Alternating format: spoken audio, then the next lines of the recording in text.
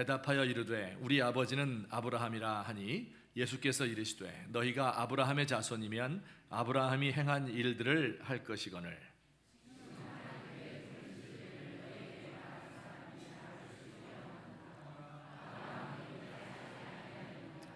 너희는 너희 아비가 행한 일들을 하는도다. 대답하되 우리가 음란한 데서 나지 아니하였고 아버지는 한 분뿐이시니 곧 하나님이시로다.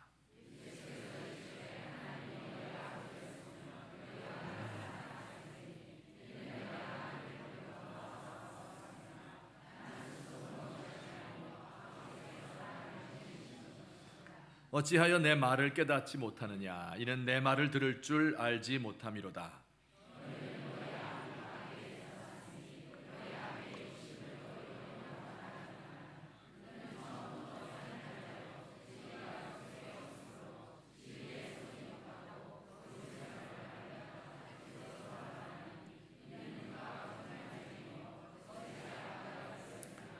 내가 진리를 말함으로 너희가 나를 믿지 아니하는도다.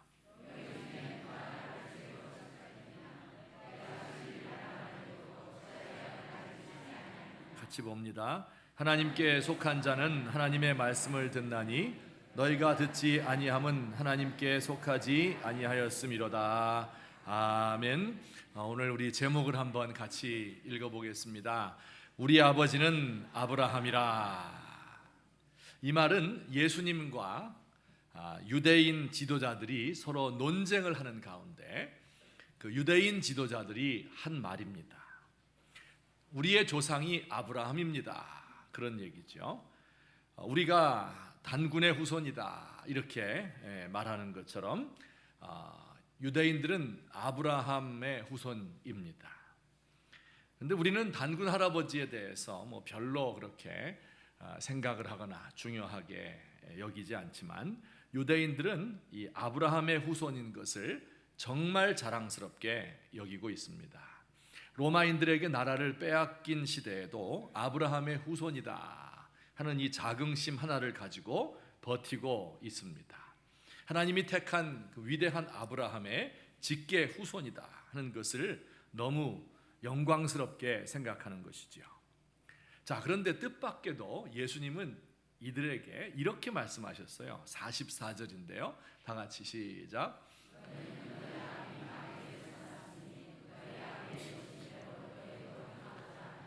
예수님의 말씀이에요. 유대인들을 가리켜서 너희의 아버지가 누구라고 말하는 거예요?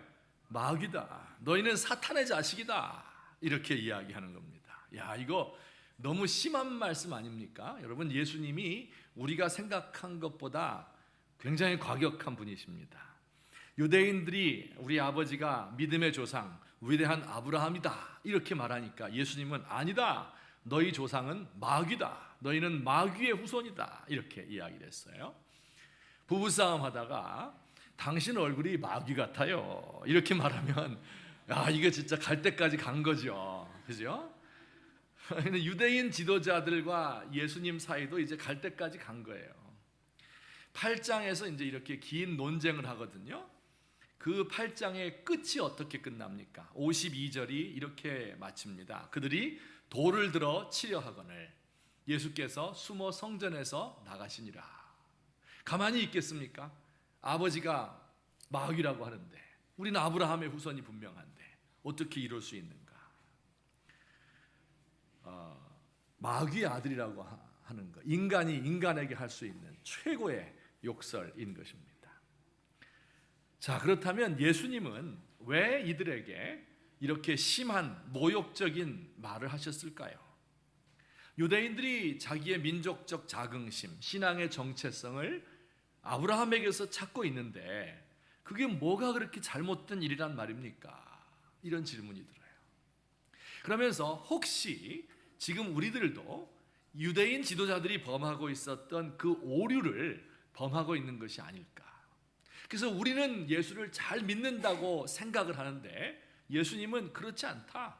너희는 마귀의 일을 하고 있다. 이렇게 말하시지는 않을까? 이런 의문이 들었습니다. 도대체 이 유대인들의 잘못이 무엇입니까? 예수님이 왜 이들을 이렇게 지적하고 심한 말로 모욕을 주셨을까요? 한 두 가지 정도로 예수님 말씀을 근거로 정리해 보도록 하겠습니다. 우선 첫째, 다 같이 읽습니다. 시작.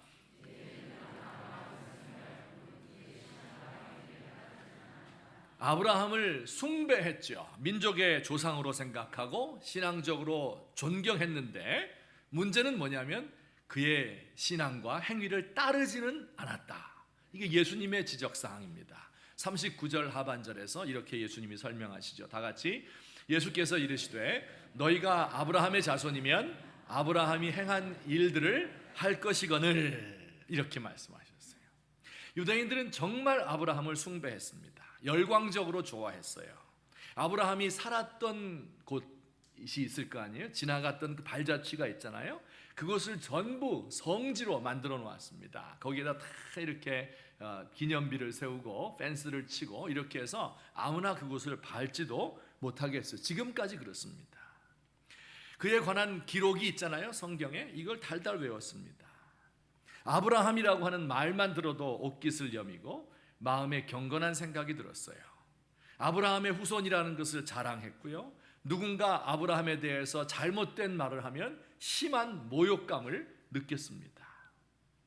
여러분, 그런데 예수님 말씀은요, 이렇게 한다고 해서 이게 아브라함의 후손이 되는 게 아니라는 이야기입니다. 어떻게 해야 돼요? 아브라함의 신앙을 본받고 그의 행위를 따라야 되는 거지, 아브라함이라는 그 인물을 숭배한다고 해서 아브라함의 진정한 후손이 되는 것은 아니다, 이렇게 말씀하셨어요.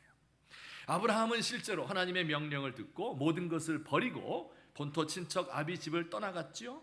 나그네 삶을 살았지요. 그러나 유대인들은 그 땅에 뿌리박고 사는 것을 더 좋아했습니다. 조카 롯에게 아브라함은 좋은 땅을 먼저 선택하라고 양보했잖아요. 그런데 유대인들은 고집을 세웠습니다. 아브라함은 약속을 주시는 하나님을 믿었지요. 그런데 이들은 전통을 신뢰했습니다. 아브라함은 독자 이삭을 바치는 데까지 순종했지만 이들은 하나님의 독생자이신 예수님을 죽이는 데까지 불순종했습니다. 매사에 아브라함이 한 것과 정반대의 행동을 하고 있는 것입니다. 자, 여러분, 좀 이상하죠? 어떻게 한 사람을 숭배하는데 그의 신앙과 생각과 행동을 따르지 않을 수 있단 말입니까? 좀 이상하지 않습니까? 어떻게 이런 일이 있을 수 있을까? 숭배를 하는데 그를 따르지는 않는다. 그럴 수 있습니다. 제가 설명을 좀 해드릴게요. 요즘 이제 우리 세대에 많이 사용하는 이 말 가운데 팬이라는 단어가 있어요. 팬이라고 해요. 팬. 무슨 뜻이에요? 운동선수나 연예인들을 등을 열광적으로 지지하고 추종하는 사람들을 팬이다, 이렇게 이야기하죠. 저도 한화 야구팀이 있는데 그 팬이에요. 그래서 늘 즐겨 보고 있습니다. 제가 좋아하는 스타는 김남주, 김태희, 전지현 등이에요. 남자는 없냐고요? 남자도 있어요. 설경구, 유해진 이런 분 나오는 영화는 거의 다 본 것 같습니다. 우리 권사님들도 팬이 있죠. 묻지도 말고 따지지도 말고. 이순재 씨 팬 아닙니까? 팬이 팬. 이 팬의 특징이 뭡니까? 이 팬이라는 단어가 원래 영어에서 나왔어요. 영어죠, 영어. 포네틱이나 열광적이다 하는 데서 나왔습니다. 정말 열광적으로 좋아하죠. 우상을 숭배하는 것과 비슷하다 해서 여러분 그 10대 이 걸그룹 또 뭐 댄스 스타들을 가리켜서 아이돌 스타다 이렇게 부르는 거 들으셨죠? 아이돌이란 말이 우상이란 뜻이에요. 그러니까 우상을 섬기는 것처럼 옛날 야만인들은 나무와 돌로 만든 우상을 숭배했다면 현대 문명인들은 살과 피로 된 우상을 숭배하고 있는 것이죠. 근데 얼마나 열정적으로 추종하는지 모릅니다. 자기가 좋아하는 스타가 공개방송에 나타났다 하면 우르르 몰려가서 피켓을 들고 오빠 괴성을 지르고 막 눈물을 줄줄 흐르고 막 거의 이 엑스타시 상태에 들어갑니다. 그들이 눈 뜨면 하는 일이 컴퓨터를 켜고 팬클럽 블로그에 들어가서 그 영상을 보고 후기를 남기고 이런 일이에요. 연예인의 사생활을 쫓아다니죠. 밴 가는 거 보면 막 쫓아가고 숙소에 들어가고 키스를 하려고 시도하고 오빠의 팬티를 훔치기도 하고 뭐 이렇습니다. 그 엄마에게 돈 달라고 하면 더 미쳤다고 하니까 알바를 해서 한 달에 몇십만 원 벌면 그거를 고스란히 갖다가 엄마한테 생일 선물 안 해줘요. 그 오빠한테 갖다가 바치는 겁니다. 선물 사서 보내요. 방송이나 인터넷상에서 이제 오빠를 욕하잖아요. 그러면 난리가 나죠. 악성 댓글을 계속 달고 신상 털기 해가지고 아주 박살을 내버리죠. 못 견디는 겁니다. 이제 가끔 가다가 우리 우울증으로 인해서 스타들이 자살을 하는 때가 있지 않습니까? 그러면 그 아이들이 얼마나 그 마음에 상실감이 드는지 따라서 죽는 아이들도 있습니다. 저도 한 10년 전에 그 배우 이은주가 죽었을 때 그 여파가 상당히 오래 갔습니다. 근데 이 현대 세계에 와서 왜 이렇게 팬 문화가 발달하게 된 걸까요? 그 여러 가지 분석이 있을 수 있는데 우리의 삶이 좀 힘들고 불만족스럽잖아요. 현실이 불만족스럽잖아요. 근데 이 스타들을 보면서 대리 만족을 느낀다는 거예요. 저도 운동이라고 하는 것은 숨쉬기밖에 안 합니다. 그런데도 야구 경기하는 것을 보면 내가 어쩐지 그라운드에 들어가서 뛰는 것처럼 내가 막 근력이 생기는 것처럼 느껴집니다. 배우들의 아름다움과 부와 명성 같은 것들, 이것이 막 초자연적인 느낌이 드는 거예요. 그래서 그들을 보고 있으면 어쩐지 나도 그 세계 속에 들어가 있는 것 같은 이런 착각을 일으키게 되는 것이죠. 특별히 TV에 나오는 탤런트들은 우리와 아주 친하잖아요. 시청자들은 텔레비전을 보면서 스타들과 얼굴을 마주하고 있다, 이런 착각을 갖는 거예요. 스타들이 이제 카메라의 정면을 응시하고 있으면 그게 나를 보고 있구나 하는 이 느낌이 드는 거예요. 근데 집에서 아내나 남편의 얼굴을 도대체 몇 분씩이나 보십니까? 한 5분이나 보나요? 하루 종일 지나도? 그런데 이 스타들을 1시간씩 대하고 있거든요. 이 김수현이나 최다니엘 이런 미남들과 얼굴을 대하고 대화하는 것이 얼마나 설레는 일입니까? 그게 바로 안방에서. 그래서 이들이 나오는 드라마를 보고 나면 제 아내는 저를 쓱 겼는지를 해요. 그리고 제 배를 이렇게 만져봅니다. 그리고 한마디 이야기해요. 그래도 당신이 제일 잘생겼어. 난 눈 큰 남자들은 싫더라. 누가 뭐라고 안 했는데 속으로 찔려가지고. 이 팬 문화 자체가 뭐 그렇게 크게 해악을 끼치, 물론 이제 여기에 정신 팔려가지고 공부 안 하고 이제 이러면 안 되겠죠. 하지만 뭐 우리들의 메마른 삶에 작은 활력을 불어넣어 주는 것이죠. 근데 이제 문제는 뭐냐면 우리의 신앙생활이 이 팬 문화와 비슷해졌다 하는 데 있습니다. 어떤 인물을 정해놓고 그를 열정적으로 좋아하고 추종하긴 하는데 그의 삶과 신앙을 따르지는 않는다 하는 겁니다. 예를 들면 이런 거죠. 어떤 신앙인들은요, 큰 교회를 세우신 이제 큰 목사님들이 있잖아요. 그 그늘에 있는 것을 즐거워하는 거예요. 나는 옥하는 목사님의 설교를 듣고 은혜 받은 사람이야.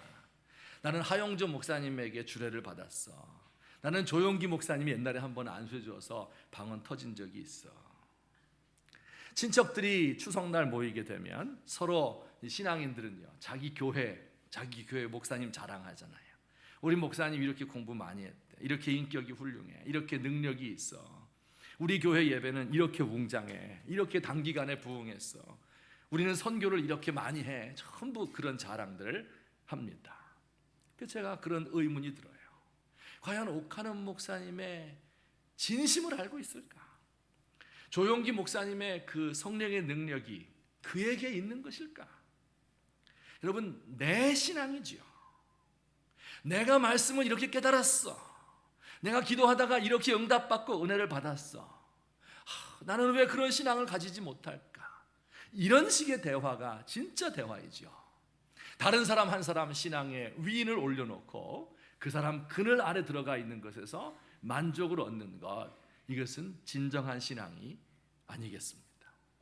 오래전에 어떤 친한 사람 만나서 제가 이야기하는 중에 또 그가 자기 나가는 교회에 대해서 막 자랑하는 거예요. 미국에서 제자훈련 제일 잘하는 교회라는 거예요. 2년 프로그램인데 얼마나 빡센지, 그냥 숙제도 많고 읽어야 할 책도 많고 성도들과 한 번 교제하면 막 3시간 4시간 이야기하고 자랑을 해요. 뭐 거기까지 괜찮아요. 한 가지 덧붙였어요. 내가 지금까지 40년 신앙생활하면서 이런 거 처음 만나봤다. 왜 다른 교회는 이런 거 못하느냐. 제자 훈련하지 않는 교회는 진짜 신앙이 아니다. 자기가 이것을 위해서 얼마나 많이 희생했는지, 지금 나는 예수님의 제자가 됐다, 이렇게 얘기를 했어요. 그래서 제가 얘기했습니다. 당신 제자 훈련 잘 못 받은 것 같소. 예수님을 따르던 맨 처음 제자들이 한 일이 무엇이었습니까? 배와 그물을 버려두고 예수님을 따랐다. 버리는 것이 1번입니다. 근데 당신은 버리는 것을 배우지 못했습니다. 제자의 제1덕목은 겸손이요, 자랑하지 않는 것입니다. 근데 자기가 배운 것을 이렇게 자랑하는 것이 어떻게 제자란 말이요? 당신은 제자의 제자도 모르, 이렇게 대놓고 말하지는 못하고 속으로 얘기를 했습니다. 제가 어떤 교회들을 보면서 이게 진짜 그리스도의 제자가 되는 것인지, 아니면 목사님이나 교회의 팬이 되는 것인지 모를 때가 많습니다. 굉장히 헌신하고 열광하지요. 돈도 쓰지요. 눈물을 줄줄 흘리지요. 교회 나가는 그거에 대해서 불편한 말이라도 하게 되면 그 마음이 상하죠. 여러분, 그러나 이게 신앙을 증명해 주는 것은 아닙니다. 이것은 팬임을 증명해 주는 거예요. 팬은 다 그렇게 합니다. 진짜 신앙인은 어떻게 해요? 그의 신앙을 따르고 행위를 따르는 겁니다. 이건 팬들이 하는 일이에요. 내 초라한 믿음을 그의 그늘에서 보상이라도 받으려는 듯이, 위대한 목사님을 칭찬하면 그의 신앙이 나의 것이라도 될 것처럼, 그 큰 교회에, 좋은 교회에 속해 있으면 나도 덩달아서 위대해지기라도 할 것처럼 생각하십니까? 옛날 부흥 강사 목사님들이 전도할 때 교회를 자랑하고 목사님을 자랑해라, 그런 얘기 많이 하셨어요. 그게 상당히 일리가 있는 얘기이기는 하죠. 우리 교회는 사랑이 전혀 없는데 그래도 한번 나와봐, 이렇게 우리 목사님은 진짜 나쁜데 그래도 나와봐, 이렇게 말하는 것보다는 낫겠죠. 하지만 남편을 전도하는데 막 목사님 자랑하고 잘생겼다 막 이렇게 하면 남편 마음에 질투심이 생기잖아요. 뭘 잘생겼어, 남편한테는 잘생겼다 소리 한 번도 안 하면서. 어떻게 해야 전도하는 겁니까? 교회가 좋고 뭐 이것도 나쁘다고 하는 것보단 나아요.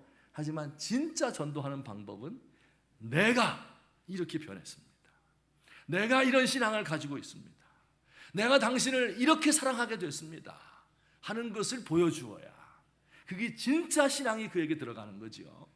남 좋은 얘기 해봐야 팬클럽만 잔뜩 만드는 것밖에는 아무것도 아닙니다. 여러분, 그럼 어떻게 해야 됩니까? 어떻게 하는 것이 진정한 신앙입니까? 어렵지 않죠. 오늘 예수님이 말씀하셨어요. 39절 말씀, 오늘 요 절입니다. 다 같이 다시 한번 읽겠습니다. 시작. 아브라함이 행한 일들을 할 것이다. 너희가 아브라함의 진짜 자손이 되려면 아브라함이 행한 일들을 하고, 그가 믿음의 조상이라면 그가 가진 믿음을 가진 것이 진짜 그의 후손이지, 그의 혈통에서 났기 때문에 그의 후손이 되는 것은 아니다, 이렇게 말씀하셨습니다. 우리 가운데 이런 의문이 들어요. 아니, 어떻게 아브라함처럼 다 버리고 떠나고 뭐 다 양보하고 나중엔 자기 자식까지 막 제물로 바치고 어떻게 그런 믿음을 우리가 가질 수 있을까? 이건 너무 어려운 것을 예수님이 요구하고 있구나 라는 생각이 드시죠. 여러분, 성경을요, 창세기 아브라함에 관한 이야기를 자세히 읽어보시면 그런 생각이 없어집니다. 한 번에 없어집니다. 아브라함이 어떤 인물이었는지를 아시면 돼요. 여러분, 아브라함은요, 가난해서 못 살고 그 생명의 위협을 받게 되었을 때 어떻게 했는 줄 아세요? 자기의 아내를 누이라고 속여서 왕에게 진상을 하고 소와 양을 얻었던 사람이에요. 여러분, 그런 남자 있습니까? 그런 사람이랑 살 수 있어요? 우리 남편들 그런 사람은 없잖아요. 아무리 못됐어도 그렇게는 안 하잖아요. 그것도 2번씩이나 나은 거예요, 우리가 아브라함보다.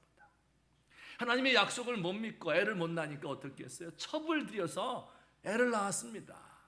여러분, 그렇게 하지는 않잖아요. 우리 아브라함이 엄청 위대한 사람입니까? 성경에? 아닙니다.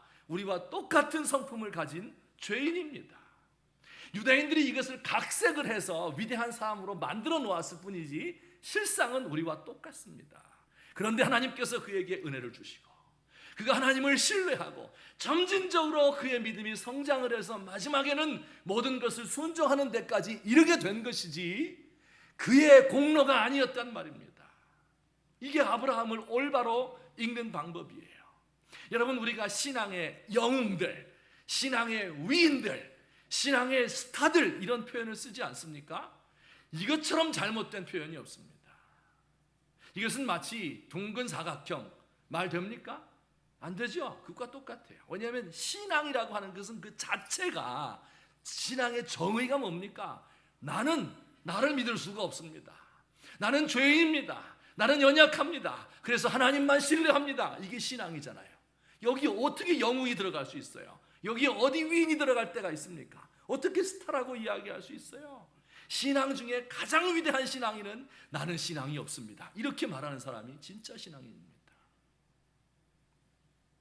우리 사랑하는 귀한 성도님들, 예수님께서 아브라함의 행사를 해야 된다, 그래야 진짜 아브라함의 후손이다, 이렇게 말씀하시는 것은 우리를 좌절시키는 것이 아니라 우리에게 힘과 용기를 주는 말씀입니다. 오늘날 우리들도 누구든지 아브라함을 숭배하는 것이 아니라, 위대한 신앙인들을 숭배하는 것이 아니라 그들의 삶을 제대로 살피기만 한다면 그들이 얼마나 연약한 인간들이고 얼마나 죄악 가운데 실패한 인생들이지만 하나님께서 그들을 살리셨다 하는 것을 알게 되고, 그래서 그 하나님을 사랑하게 되고 그 하나님께로 나아가서 점점 은혜를 받게 되는 이러한 과정, 이것이 신앙인 것입니다. 오늘 사랑하는 귀한 성도님들도 이런 진정한 신앙을, 하나님과 나와의 단독적인 만남, 다른 사람이 아니요 나의 신앙을 소유할 수 있는 저와 여러분 되시기를 예수님의 이름으로 축원합니다. 두 번째로, 왜 예수님은 유대인들에게 그렇게 가혹하게 너희는 마귀의 후손이다 이렇게 꾸짖었을까요? 읽습니다. 시작.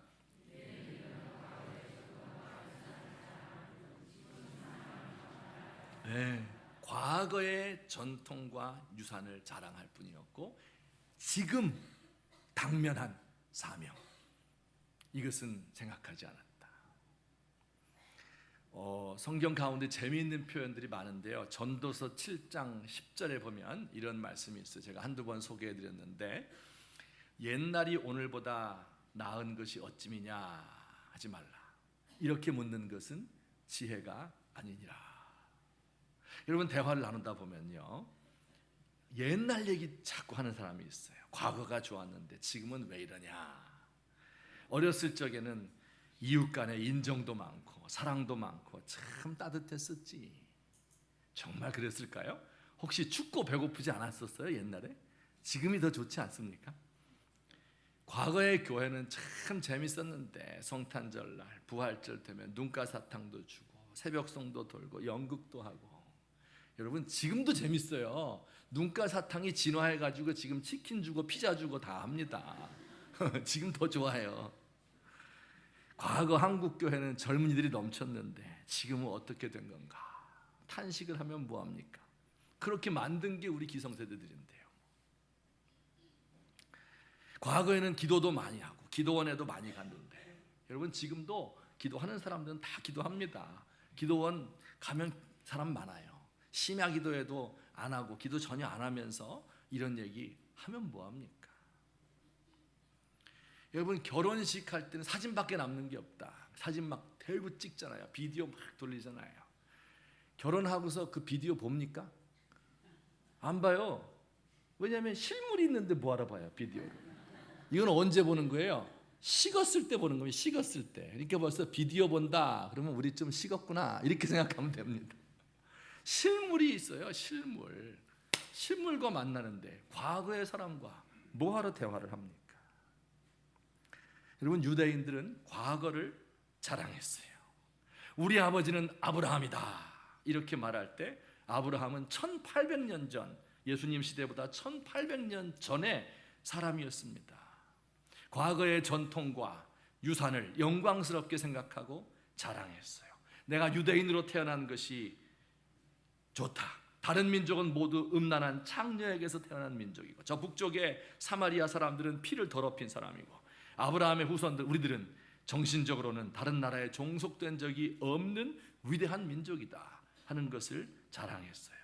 하지만 지금 무엇을 해야 되는지, 이렇게 우리 민족이 고통을 겪고 있고 죄악에 빠져 있는데 이것을 어떻게 개혁을 해야 될 것인가, 어떻게 이것을 헤쳐나가야 될 것인가, 여기에 대해서는 애써서 외면하고 있는 이런 모습을 이들이 보여주고 있습니다. 여러분, 예수님 말씀 가운데 참 재미있는 말씀이 있는데 마태복음 23장에 보면 이런 예수님의 말씀이 있습니다. 23장, 다 같이 시작.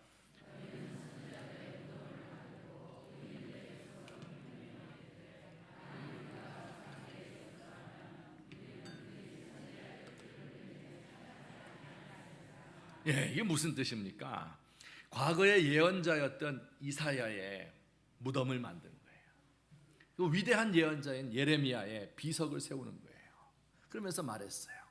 이사야는 하나님의 종, 위대한 사람, 예언을 하다가 톱으로 켜서 죽음을 당하였고, 또 이 위대한 예레미야는 돌에 맞아서 죽었지. 만약에 우리가 우리 조상 때에 있었더라면 우리는 예언자의 말을 잘 들었을 텐데, 이렇게 말하며 무덤을 만들고 비석을 세웠습니다. 자, 그런데 실상은 어떤 일이 벌어집니까? 이 사람들은 예언자 중에 예언자인 예수님, 하나님의 사람 중엔 하나님의 사람이었던 예수님을 십자가에 못 박아 죽인 사람들이에요.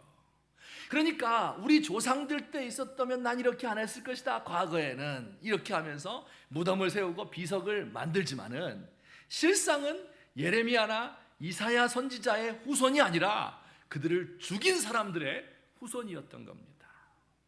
전통과 유산을 자랑할 뿐이고 지금 내가 짓고 있는 잘못에 대해서는 몰랐던 것입니다. 제1교회 증후군이라는 말이 있어요. 새집 증후군은 들어봤는데 제1교회 증후군은 처음 들어보시죠? 설명을 해드릴게요. 일반적으로 한 도시에 맨 처음으로 세워진 교회는 그 이름을 제1교회라고 부릅니다. 어느 도시든지 그래서 가면요, 다 있어요. 제1교회, 평택 제1장로교회, 의정부 제1감리교회, 대전 제1성결교회, 이런 식으로 어느 도시든지 가면 다 제1교회들이 있습니다. 그 도시에서 맨 처음 세워진 교회죠. 두 번째로 세워진 교회는 뭘까요? 그러면 참고로 맞아요, 제2교회. 세 번째는 제3교회. 그래서 제9교회, 제10교회, 신의주 제9교회 뭐 이런 거 있습니다. 좀 더 이제 그 많은 경우는요, 북부교회, 남부교회, 동부교회 이런 식으로 이름 붙여요. 그리고 가만히 보니까 중간에 교회가 없네. 그래서 중앙교회 이렇게 붙이는 거예요. 근데 우리나라만 그런 게 아니라 미국도 그래요. 그래서 First Church in Philadelphia 이렇게, 또 시카고 센트럴 처치 이렇게, 중앙교회, 제1교회 이렇게 붙이는 겁니다. 자, 그러면 제1교회 증후군은 뭘까요? 제1교회가 그 도시에서 제일 오래된 교회잖아요. 제일 전통이 있는 교회잖아요. 교회 건물도 제일 오래됐고, 성도들도 제일 연세가 많고, 제일 오래된 성가대가 있고, 제일 오래된 파이프 오르겐이 있고, 제일 오래된 강대상이 있습니다. 성도들이 그걸 자랑하는 거예요. 여러분, 그래서 과거의 전통 여기에 매여가지고 변화가 불가능해요. 건물을 수리할 수도 없고, 피아노 위치를 여기로 옮겨놓을 수도 없고, 예배의 형식을 바꾸는 것은 꿈도 못 꿉니다. 새로운 목회자가 와서 무언가 변화를 주려 하면, 이거 보세요 목사님, 우리가 100년 동안 이렇게 해왔는데 그걸 지금 어떻게 바꿀 수 있습니까? 그러면서 옛날에 50년 전에 그 아무개 목사님, 그때가 좋았는데 이렇게 얘기하는 거예요. 청년들이 무언가를 활기 있게 하려고 하면, 야, 요새 청년들 우리 젊었을 때 안 그랬는데 왜 젊은 것도 이러지? 이러면서 반대하는 겁니다. 도시는 변해가고 새로운 사람들은 교회에 들어올 수가 없는 거예요. 전통과 유산을 자랑하다가 결국은 낡은 건물과 노인 몇 사람만 남게 된다. 이것이 제1교회 신드롬, 제1교회 증후군이라고 하는 겁니다. 역사적으로 수많은 제1교회들이 이렇게 해서 무너져 갔습니다. 그 붙들고 있는 거예요. 아무것도 안 나오는데 붙들고 있는 거예요. 이 불가에서도요, 지월이라는 단어가 있습니다. 손가락 지자에 달월자입니다. 손가락으로 달을 가리키는데 왜 가리켜요? 달 보라고, 저 아름다운 달을 보라고 가리키는데 달은 안 보고 어딜 봐요? 손가락을 보는 겁니다. 역사와 전통이라고 하는 것은 그걸 통해서 하나님을 보라는 거예요. 하나님을 만나라는 겁니다. 과거의 것이 현재 우리의 신앙에 활력을 주지 못하면 그게 우상숭배로 전락하는 겁니다. 여러분, 달을 못 보는 것까지는 괜찮아요. 언젠가 볼 수 있잖아요. 근데 뭐가 더 문제냐면 손가락을 달로 착각하는 게 문제입니다. 그 역사와 전통을 유지하는 것이 그게 신앙이다. 여러분, 신앙은 뭐예요? 살아있는 신앙, 지금 하나님을 만나는 신앙, 이게 신앙인데 과거의 역사와 전통을, 유산을 보존하는 것이 신앙이다. 이런 잘못된 생각을 갖는 것이 더 큰 문제입니다. 유대인들의 문제였어요. 여러분, 이제 신앙의 유산을 물려준다, 그런 표현이 있죠. 정말 좋은 말입니다. 자녀에게 돈을 물려주는 것이 결코 그를 행복하게 해주지 못합니다. 최근에 이제 재벌 그룹 경영권 놓고 형제끼리 막 부모 자식 간에 고모와 막 친척들이 싸우는 것을 보면서 좀 무엇을 느끼셨습니까? 우리 가족들은 전부 하나님께 감사했습니다. 우린 뭐 받을 것도 없고 줄 것도 없고 그냥 다 자기 먹고 자기가 살아가면 됩니다. 여러분, 신앙의 유산이라는 것이 뭘까요? 이거 잘 생각해 보셔야 돼요. 보통 이렇게 생각합니다. 자, 내 대에, 당대에 예수 믿은 사람들은 항상 부모 때부터 믿은 사람들을 보면 부럽습니다. 나는 이렇게 고생해서 다 말아먹고 망해서 천부의 의지 없어서 손들고 옵니다. 주님께로 돌아왔는데 어떻게 이 사람들은 어렸을 때부터 믿었을까? 나는 힘들게 믿지 않는 남편 만나가지고 매 맞아가면서 죽을 고생해서 이렇게 살아가고 있는데 둘이 손잡고 교회 나오면 얼마나 좋아해요. 부럽잖아요. 그래서 결심을 하는 거예요. 신앙을 유산으로 물려줘야지. 어렸을 때부터 교회 나가게 하고 기독교 교육받게 하고 죄도 안 짓게 하고 평탄하게 잘 자라서 좋은 대학 들어가고 믿는 배우자 만나서 결혼시켜서 행복하게 살게 해줘야지. 뭐 좋은 생각이에요. 부모로서 그걸 위해 최선을 다하고 자녀를 위해서 이렇게 기도하는 거 참 좋은 기도입니다. 하지만 일은 그렇게 돌아가지는 않습니다. 신앙의 유산이라는 것이 그런 식으로 전수되는 것은 아닙니다. 신앙은 하나님과의 만남이에요. 하나님을, 보이지 않는 하나님을 신뢰하는 거예요. 그분과 교제하는 겁니다. 물질적으로 이렇게 전수되어지는 유형의 것이 아니란 말입니다. 하나님과 만남의 체험이 이게 신앙이고요. 그리고 그것은 우리 알다시피 고난을 통해서 비로소 가능하게 됩니다. 그러니 실제로 신앙의 유산이라는 건 이런 거예요. 부모가 살기 힘들잖아요. 고통스럽잖아요. 죄악 가운데 있잖아요. 실패했잖아요. 괴로워요. 그런 가운데서 막 버둥거리면서 투쟁하면서 스트러글하면서 어떻게든 이것을 이겨야 되겠다. 하나님 앞에 눈물로 기도하고 자녀들이 그 모습을 보는 겁니다. 그때 그 마음속에 충격을 받게 되죠. 그리고 나중에 자녀들도 그들의 삶을 살면서 나름대로 괴로움을 겪죠. 평탄한 삶이란 것 세상에 존재하지 않습니다.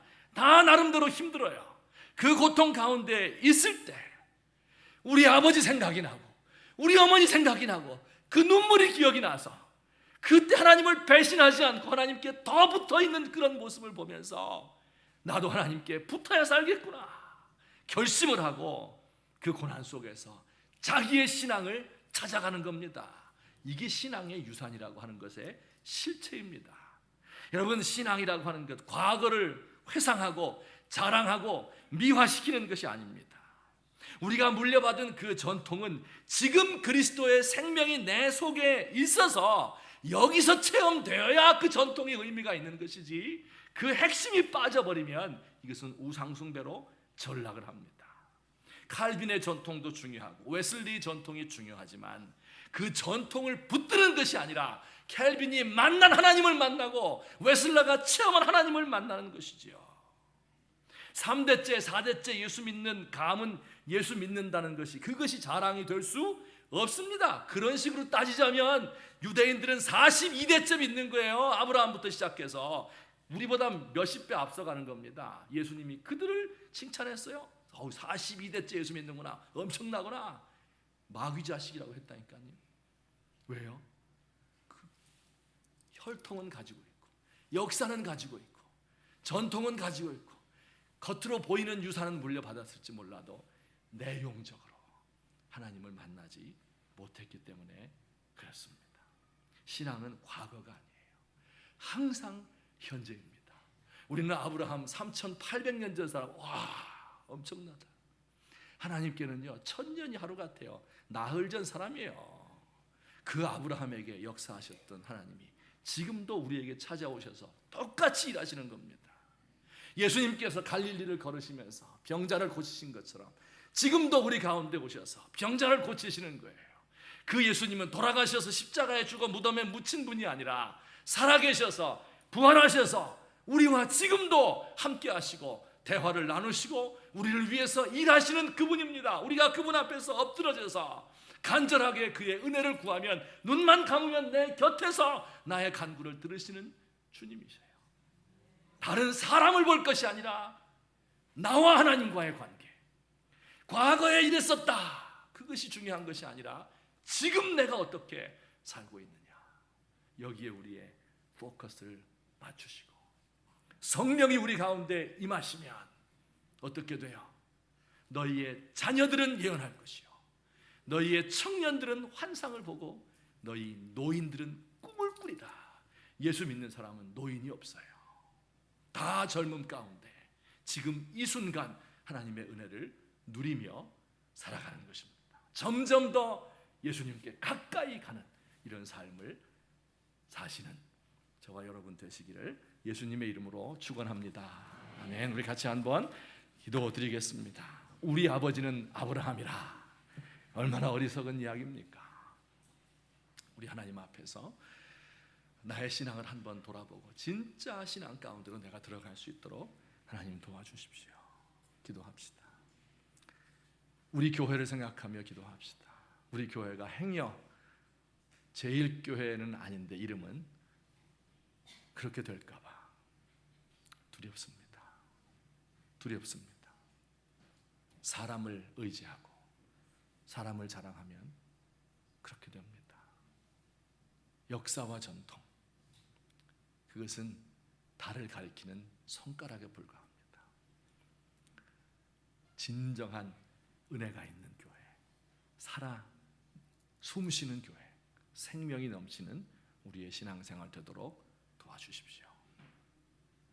열광적으로 팬클럽 회원이 아니라 진짜 하나라도 예수님을 따라가는 진정한 제자가 되게 해주십시오. 기도하겠습니다. 사랑의 하나님 아버지, 고맙습니다.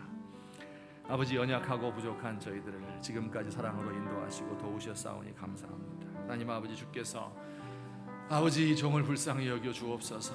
하나님 아버지 긍휼을 베푸시고 아버지 세상의 것을 바라지 않도록 하시고 우리 하나님만 바라며 살아갈 수 있도록 하시고 아버지 이 말씀이 살아서 역사하게 하시고 아버지 지금도 기도하면 하나님이 들으시는 것을 믿게 하시고 그 믿음 가지고 살아갈 수 있도록 하나님 도와주옵소서. 아버지, 내가 하나님 앞에 연약하고 실패하고 실수하고 죄를 짓고 부족합니다. 그러나 하나님께서 아브라함을 끝까지 사랑하시고 들어 쓰셨던 것처럼 하나님께 매달려서 끝까지 갈 수 있도록 하나님 도와주시옵소서. 아버지여, 우리 조국의 교회 130년의 역사를 생각하며 과거 부흥의 시대를 그릴 것이 아니라 지금 이 시간 역사하시는 그 하나님을 바라볼 수 있는 아버지 귀한 종들 되도록 하나님께서 인도하시고 도와주시옵소서. 아버지 하나님, 은총과 능력을 베풀어 주옵소서. 주의 성령님 함께해 주옵소서. 아버지여, 지금도 살아서 역사하시는 주님, 우리가 그분을 바라볼 수 있도록 하여 주옵소서. 주여, 우리 사랑하는 귀한 성도들을 도우시고 우리 교회가 하나님 앞에서 어떻게 살아가야 될 것인지, 어떻게 주의 일을 감당해야 될 것인지 날마다 생각하며 깨달을 수 있도록 살아있는 신앙, 생명이 넘치는 신앙을 가질 수 있도록, 나와 하나님과 늘 만나서 대화할 수 있는, 모든 인간의 자랑들을 다 내어버릴 수 있는 귀한 종들 되도록 하나님 도와주시옵소서. 아버지 하나님, 우리 주님께서 우리 교회에 큰 능력으로 날마다 더해 주옵소서. 감사합니다. 사랑의 하나님 아버지, 고맙습니다. 너희 아버지는 마귀이다. 예수님의 책망을 듣지 않도록 하나님, 우리가 죽어있는 우리의 유산과 전통을 찾는 것이 아니라 지금도 살아서 역사하시는 우리 하나님을 만나고 우리의 기도와 간구를 들으시는 그 주님께 날마다 기도하며 지금도 우리에게 말씀하시는 그 하나님의 말씀을 들을 수 있도록 하나님 인도해 주옵소서. 예수님의 이름으로 기도하옵나이다. 아멘. 찬송가 338장 내 주를 가까이 하게 함은 십자가 짐 같은 고생인데, 내 일생 소원은 늘 찬송하면서 주께 더 나가기 원합니다. 이게 핵심이에요.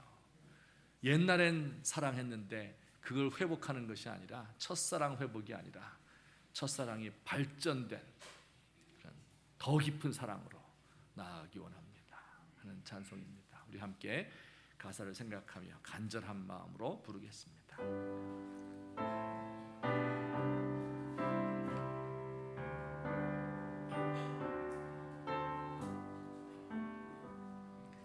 내 주를 가까이 하게 함은 십자가 짐 같은 고생이나 내 일생 소원은 늘 찬송하면서 주께 더 나아가기 원합니다. 내 고생하는 것 옛 야곱이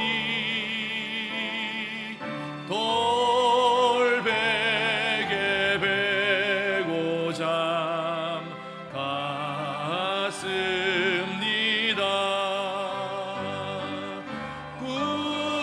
꿈에도 소원이 늘 찬송하면서 주께 더 나아가기 원합니다. 우리 다 함께 일어나셔서 3절 4절 천성에 가는 길 험하여도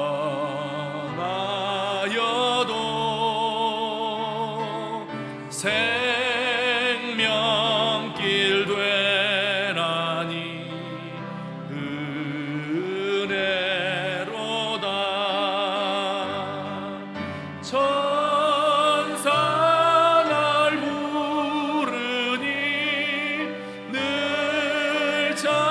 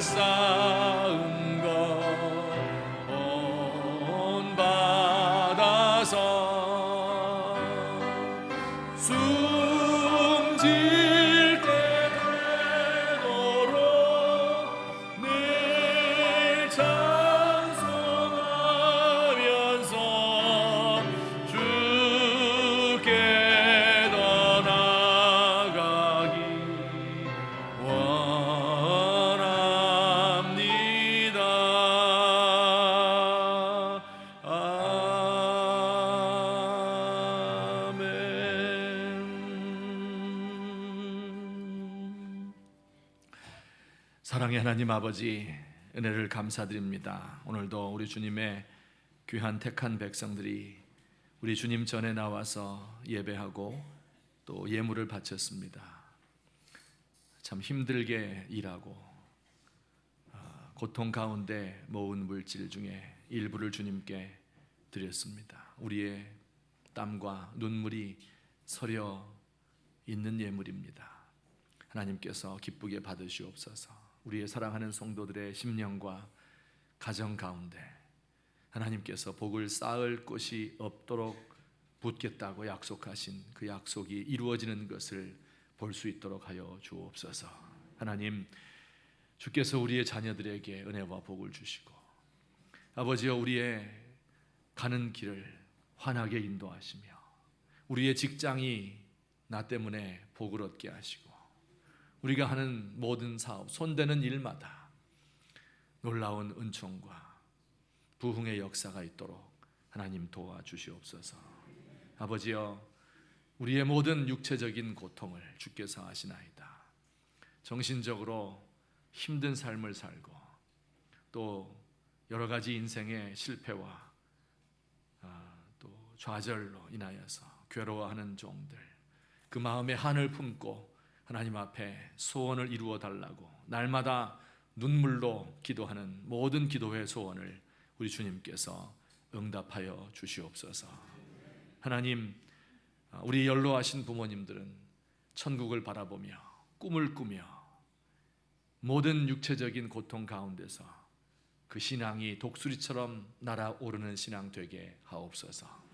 인생의 모든 무거운 짐을 짊어지고 가는 우리 가장들, 주부들, 그 마음을 주께서 위로하시고 모든 짐을 대신 지시는 주님께 우리의 짐을 맡겨버릴 수 있도록 하여 주옵소서. 하나님, 우리의 자녀들 군문에 있습니다. 학업 가운데 있습니다. 해외 유학 중에 있습니다. 하나님, 한 사람 한 사람을 주께서 붙드시고 하나님, 우리가 신앙 가운데서 하나가 되며 기쁜 소식이 오갈 수 있도록 주여 인도하여 주옵소서. 이 나라 이 민족을 불쌍히 여기시고 이와 같이 아무 소득도 없는 자존심 싸움을 지속하지 않도록 하시고 하루빨리 평화가 정착될 수 있도록 마음껏 우리 예수 믿고 북한에 복음 전할 수 있는 그날이 올 수 있도록 하나님, 우리를 도와주옵소서. 아버지 하나님, 이 한 주간을 살아갑니다. 하나님, 이 죄악이 많고 음란하고 악한 세월 속에서 우리가 하나님을 버리지 않고 세상을 따라가지 않고 하나님께서 원하시는 일들을 감당할 수 있는 이 한 주간 되도록 주께서 은총을 더하여 주시옵소서.